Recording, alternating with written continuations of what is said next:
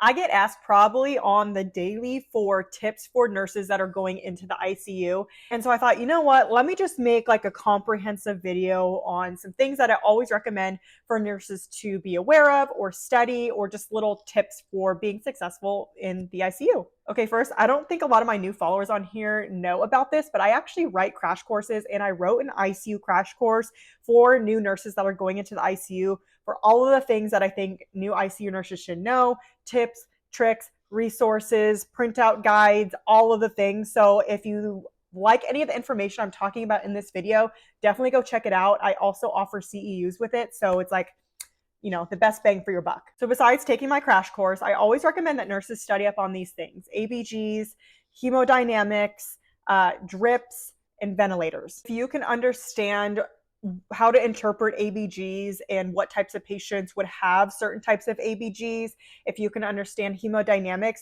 what they are and what things affect hemodynamics. For example, your CVP. How do you have a higher CVP versus a lower CVP? What can you do to make your CVP higher or lower? And then understanding the basics of drips. So like your vasopressors, your sedation medications, the pain medications, how you titrate these medications, what you usually titrate them to. Then for ventilators, I always like to recommend studying vent settings and what are the normal vent settings, the ranges of vent settings, when may you see one vent setting over another. All of that stuff is stuff you can study prior to going into the ICU, and no matter what type of ICU you work in, those are things that you are going to use on a daily basis. I also tell nurses that when you are first on a new unit and you're learning new things and you're busy during your shifts, you can't like quite always look every single diagnosis or little things up.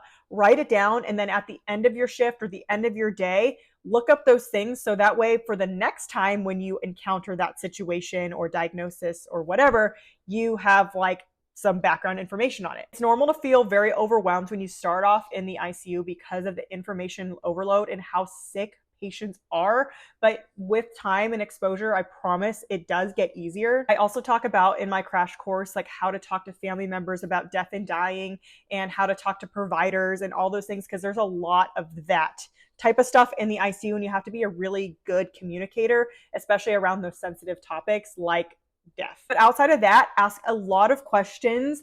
Know that you're going to feel a little anxious probably when you start off, but over time, it should feel better. And look at yourself, 6 months down the road, a year down the road, to think, okay, look how far I've come. And yeah, best of luck if you're starting in the ICU.